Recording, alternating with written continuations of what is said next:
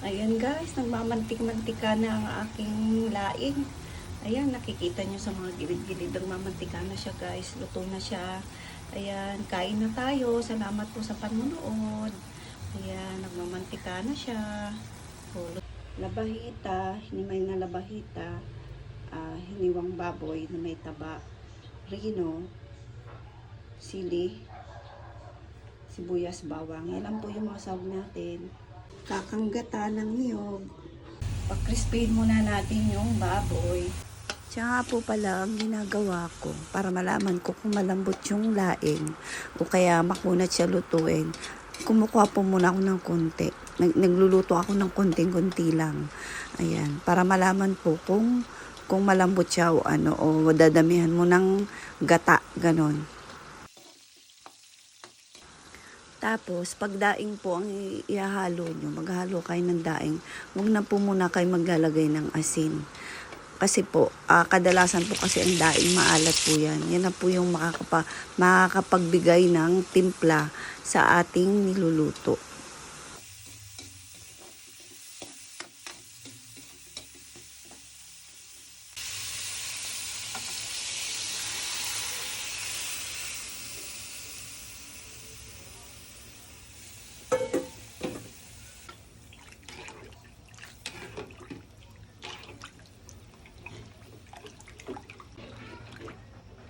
Diretso ko na pala guys yung gata, yung kakang gata. Kasi madami eh. Pakuluin ko lang medyo pakuluin ko lang sa pangkain. Lagay ko na yung rino.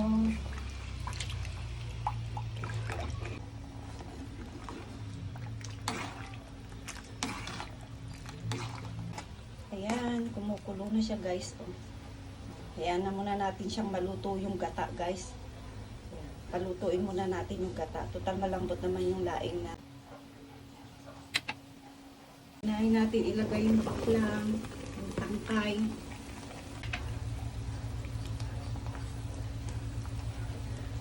Lagay na natin yung dahon.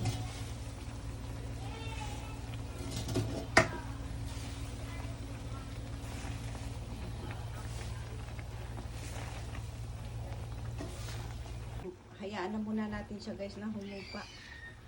Huwag nating haluin kasi alam nyo na, kakati daw. Ayan guys, humupa na siya oh.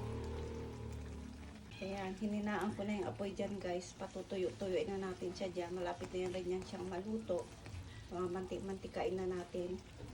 Lagyan natin ng konting betchin.